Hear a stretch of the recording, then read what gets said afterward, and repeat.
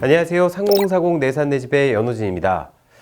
자, 최근 신안산선에 대한 문의를 또 이메일로 많이 주셔서 오늘은 그 신안산선에 대해 좀 알아보는 시간 준비했는데요. 오늘도 역시 저희 멘토 이영삼 박사님 모시고 같이 살펴보도록 하겠습니다. 박사님 안녕하십니까? 안녕하세요. 이영삼입니다. 네. 박사님 최근 그 신안산선 관련한 또 질문들이 투자를 고려하고 있다고 질문 주신 분들이 좀 많더라고요. 네네. 그래서 오늘은 좀 신안산선 기준으로 좀 이렇게 설명을 좀 해주십사 부탁 좀 드리겠습니다. 네. 신안산선에 대한 거에 대한 그 주변 투자에 대한 문의가 사실은 이제 메일로 상당히 많이 와서 신안산선부터 이제 설명을 해드릴 겁니다. 신안산선은 대략적으로 98년에 처음 우리가 이제 10호선이라는 거로 계획이 됐다가 신안산선이라는 이름으로 바꿔서 19년 2년 전이죠. 19년에 정식 착공을 했어요. 착공을 할 때만 해도 당시 이 정도 착공이면 대통령 정도 아니면 국무총리 정도 와야 되는데 당시에 김현미 장관만 참석을 하는 그런 해프닝이 있었어요. 그 이유가 뭐냐면 가장 큰 게 신안산선으로 인해서 이 서남권, 우리 서울의 서남쪽 권역이 획기적으로 변하기 때문에 이 파급 효과가 굉장히 컸던 거죠. 네. 그러니까 부동산과 전쟁을 선포하고 있는 상황에서 상당히 큰 파급 효과가 나오기 때문에 그런 거죠. 네. 원래 그러면 이게 신안산선이 되기 이전에 10호선으로 예, 그렇죠. 예정이 돼 있었던. 네. 그렇다면 그 10호선으로까지 예정이 돼 있었던 신안산선에 대한 역부터 한번 좀 살펴보도록 할까요? 그렇죠. 네. 그러니까 신안산선을 이제 얘기를 하면 요즘 역으로 이제 들어가기 전에 요즘 전철이라는 거는 가장 중요한 게 표정 속도라고 있어요. 표정.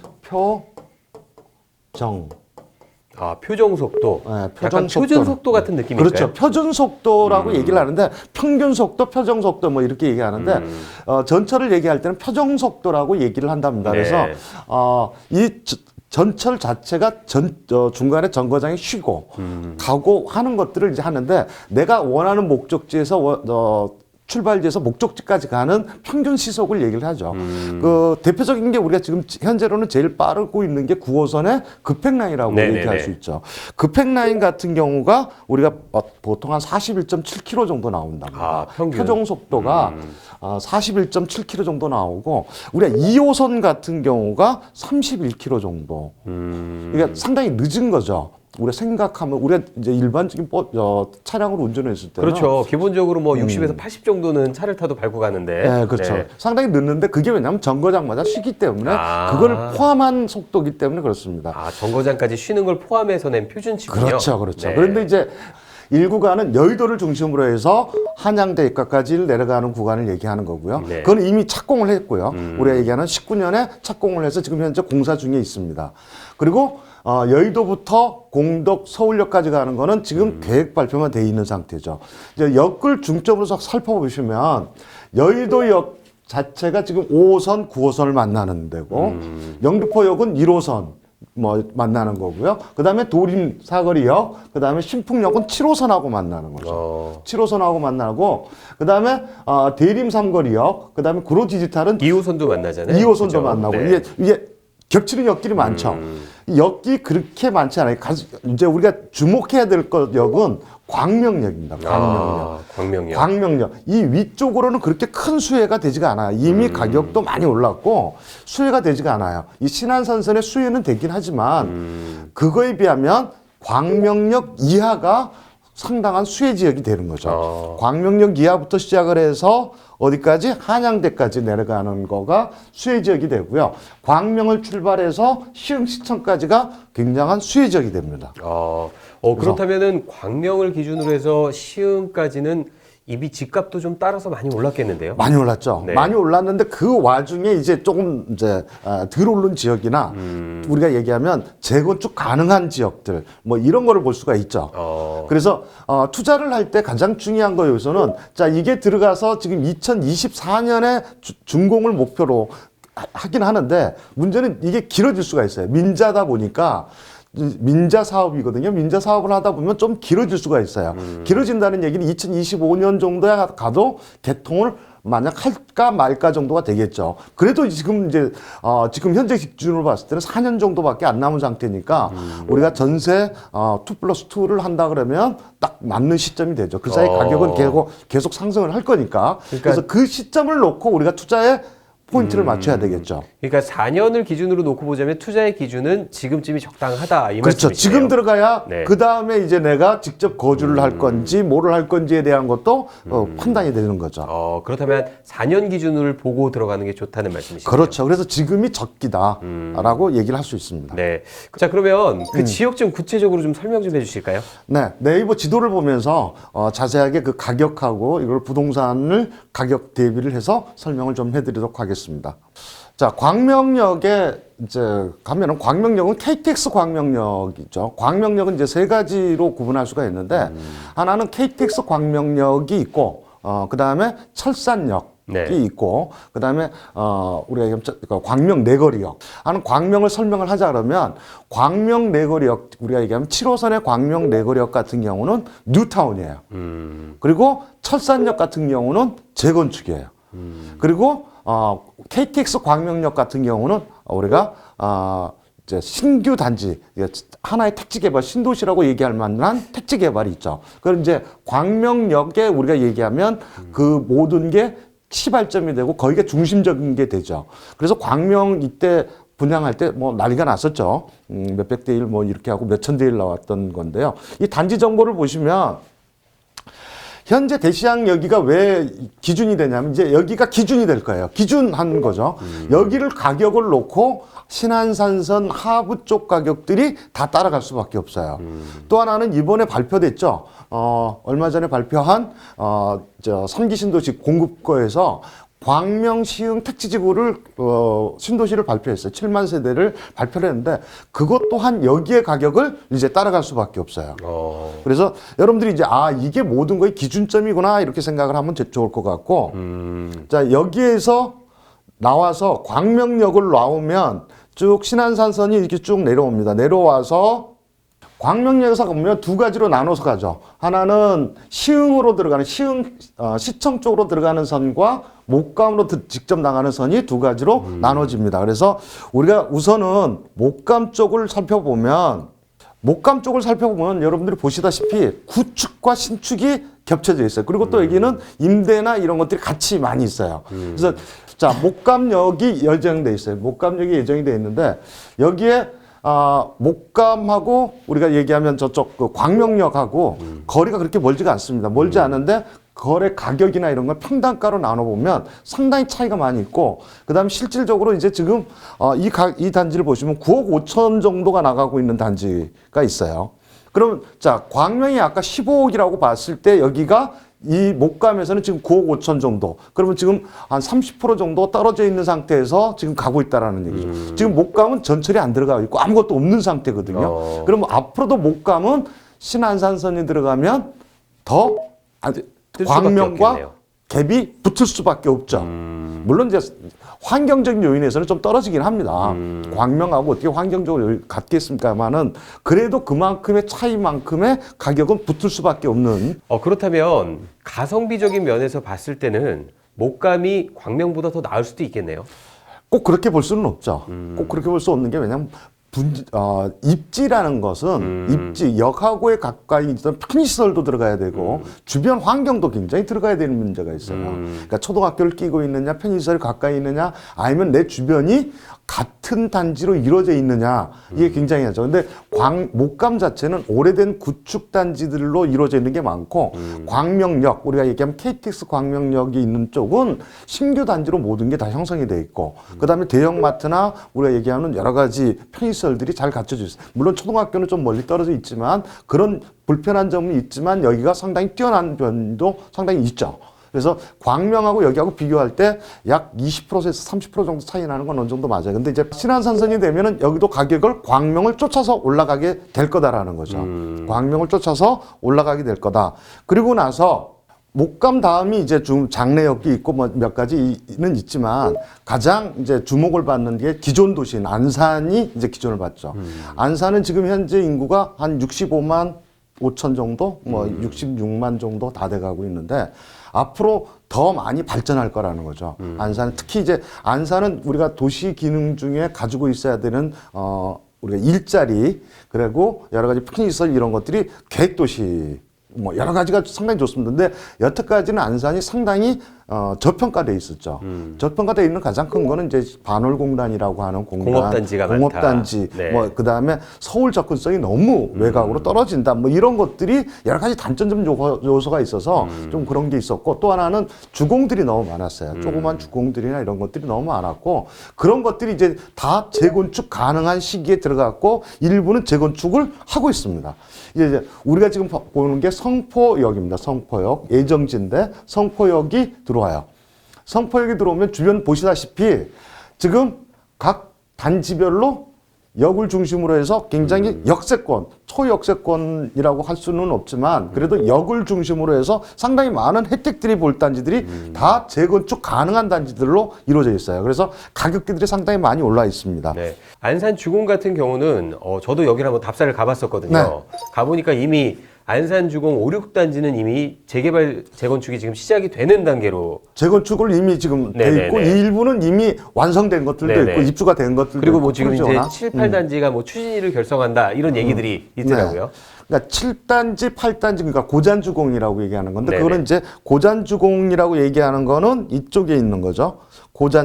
고잔중앙주공 이쪽을 지금 우리가 얘기하면 고잔주공이라고 얘기를 하는 거고 7, 8, 9단지가 있어요. 그러니까 9단지에는 초등학교가 중학교가 끼고 있어요. 초등학교, 중학교를 끼고 있어서 지금 현재로는 9단지가 제일 가격이 센 걸로 돼 있죠. 센 걸로 돼 있고 8단지 같은 경우는 제가 지난달이 되겠죠. 2월 초에 갔을 때만 해도 2억 중반대였는데 벌써 이제 3억이 돼 있네요. 3억대도 물건이 별로 없어요. 상당히 왜냐하면 평수 그리고 지분율에 비해서 상당히 괜찮다고 보는 거죠. 그리고 재건축 가능하다는 거는 재건축이 될 때까지도 전세를 어느 정도 유지할 수가 있어요. 그러니까 여러분들이 투자를 하실 때 전세, 그러니까 우리가 재개발 물건 같은 경우는 재개발이 개발될 때까지 전세금은 계속 낮아지죠. 그런데 재건축 같은 경우는 특히 이제 중규모, 우리가 얘기하면 중저밀도 정도 되는 것들은 나중에 될 때까지도 어느 정도 전세금이 유지가 되줘요. 근데 특히 이 고잔주공 같은 경우가 7, 8, 9단지 같은 경우가 전세금이 지금 계속해서 올라가고 있는 상태고 유지가 되는 상태죠. 그렇다. 우리가 이제 보시면 성포역을 중심으로 해서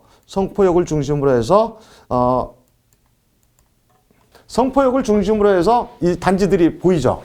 항상 봐야 될 것 중에 하나가 사용 승인 연도를 보셔야 돼요. 네. 또 하나는 용적률을 보셔야 돼요. 용적률. 그래서 여러분들이 이거를 찍어보면 사용 승인 연도하고 용적률이 어떻게 되는구나. 그래서 총 세대수, 전체 세대수가 어떻게 되어 있느냐를 보셔야 돼요. 규모가 왜냐하면 우리가 1000세대를 넘어가고 2000세대를 넘어가고 3000세대를 넘어가면 우리가 통합을 해서 가기가 상당히 어렵습니다. 그런데 1000세대 미만이거나 이런 정도는 상당히 빨리 진행될 수 있는 여러 요소들을 가지고 있어요. 그렇다고 단지 수가 또 너무 적어도 안 되잖아요. 그렇죠. 그래서 최소한 500세대 이상은 넘어야 단지 구성이나 여러 가지가 유리해지죠. 500세대에서 1000세대 안쪽이 가장 재건축하기가 유리한 구조군요. 그렇죠. 여기 주공 3단지 같은 경우도 보시면 주공 3단지는 아까 보시면 세대 수가 660세대 그리고 95년이에요. 95년. 그럼 95년 같으면 지금 아직 재건축 연한을 못 채웠죠. 못 채운 거고 용적률을 보시면 89%예요. 용적률을 우리가 주공 같은 경우는 우리가 일반적으로 보면 이건 지금 좀 빠른 편인데 주공 같은 경우 들어가면 용적률이 엄청나게 올라가죠. 보시면 5층에 5층.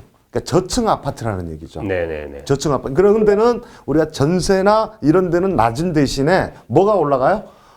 매매가는 항상 올라가게 돼요. 그러니까 투자해서 5층에 투자해서 이 용적률만 갖고 투자하는 경우는 조합이 어느 정도 예비 안전 진단이나 조합이 어느 정도 진행되고 난 다음에 들어가는 게 유리합니다. 이런 상태의 거는 조합이 좀 구성돼서 아니면 추진위 단계까지 간 상태에서 들어가는 게 유리하고요. 박사님, 근데 여기 보니까 사용 승인일이 95년이면 네. 아직 30년이 채 되지 않은 아파트인데 그렇죠. 아직 그렇다면 재건축이 들어가려면 조금 많이 남지 않았나요? 많이 남았죠. 그러니까 이런 걸 지금 투자를 하시면 위험하다는 얘기를 하는 거예요. 너무 빨리 들어간다. 이걸 너무 빨리 들어가셔서 이걸 얘기하시는 분들이 상당히 많아서 이걸 지금 얘기를 해드리는 거예요. 이건 너무 빨리 들어가서 최소한 우리가 28년, 29년이 된 아파트, 30년이 넘은 아파트를 들어가는 게 유리한데 지금 연도가 95년이니까 지금 한참 남았고 5층이니까 전세값은 계속 하락할 거예요.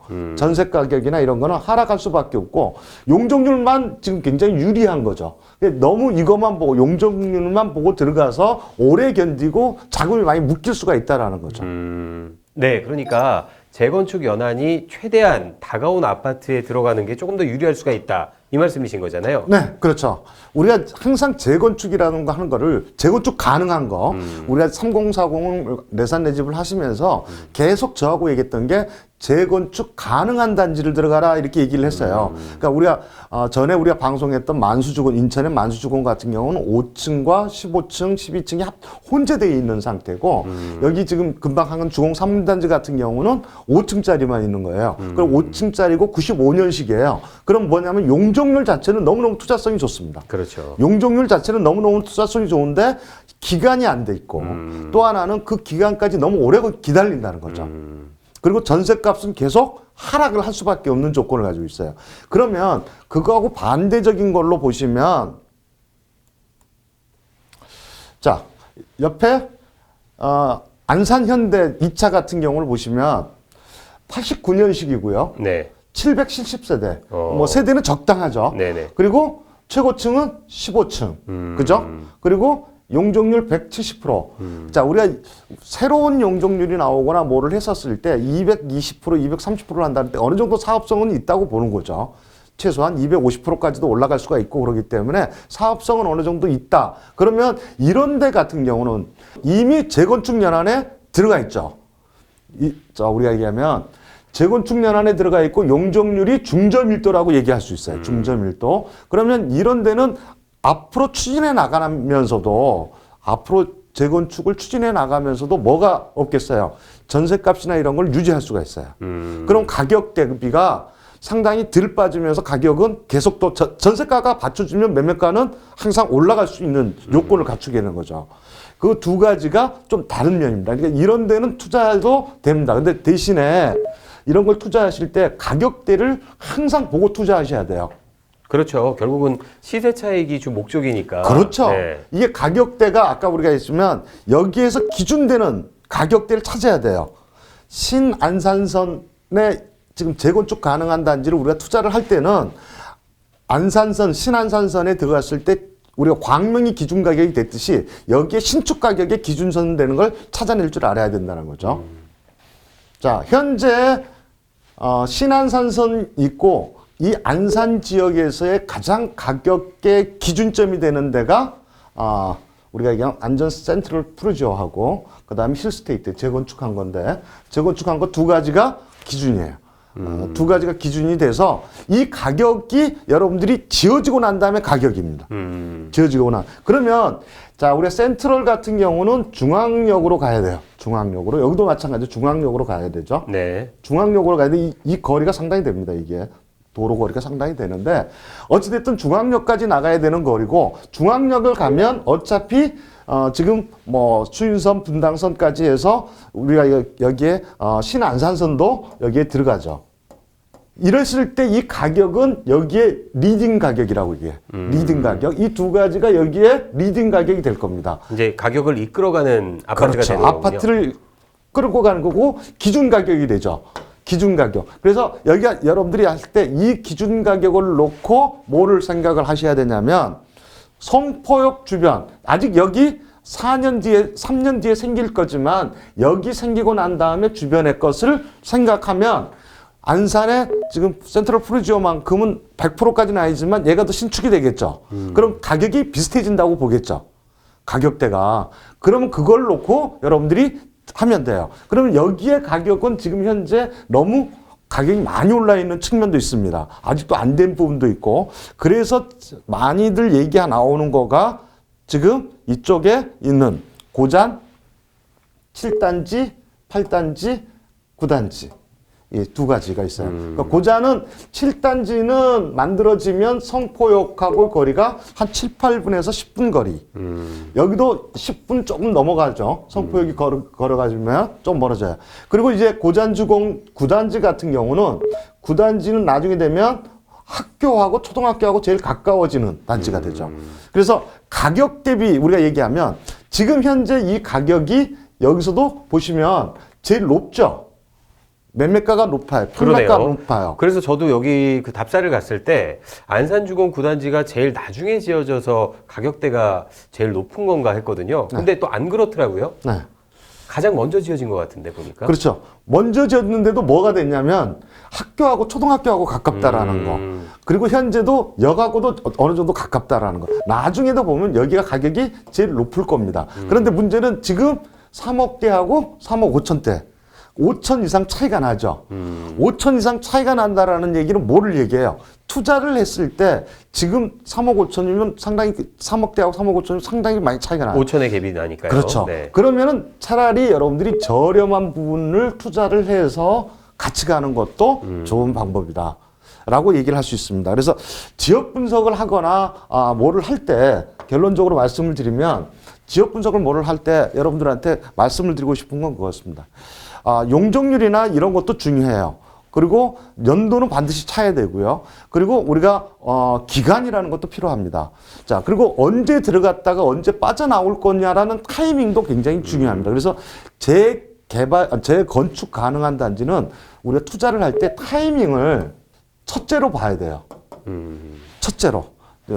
자, 우리가 타이밍을 언제 들어갈 거냐, 언제 빠져나올 거냐에 대한 타이밍, 투자의 타이밍이라고 얘기하죠. 투자에서 타이밍이 최고라고 그러는데 또 하나는 내가 투자하고자 하는데 호재가 있어야 돼요. 호재. 호재라는 거는 개발 호재죠. 개발 호재가 첫 번째는 이 안산이나 이런 데 같은 경우는 교통이죠. 교통. 두 번째가 내 주변이 계속 바뀌어 나가야 돼요. 투자를 하실 때 그 두 가지를 반드시 유념을 하시고 하시면 상당히 좋은 효과를 보지 않겠느냐 생각을 합니다. 네, 오늘은 신안산선 기준으로 그 일대의 아파트 그 투자 가치에 대해서 한번 좀 알아보는 시간 가져봤는데요. 여러분 무엇보다도 가장 중요한 건 여러분의 자금 사정과 타이밍이라는 점 잘 숙지하셔서 현명한 투자하시기 바라겠습니다. 자, 여러분들한테 투자하실 때 꼭 부탁드리고 싶은 게 있습니다. 유튜브나 여러 가지 네이버 블로그나 여러 가지 카페나 이런 데서 글을 읽고 바로 투자하러 가시는 분들이 상당히 많습니다. 그런데 투자를 하실 때 반드시 금액적인 면을 반드시 확인하시고 그리고 내가 거기에 이미 올랐다 그러면 투자 가치가 없는 겁니다. 그런 거를 반드시 숙지하시고 전문가와 상담하는 걸 권해드리겠습니다. 네, 3040 내산 내 집. 저희는 다음 시간에 더 좋은 컨텐츠로 여러분 찾아뵙도록 하겠습니다. 시청해주신 여러분 감사합니다. 감사합니다.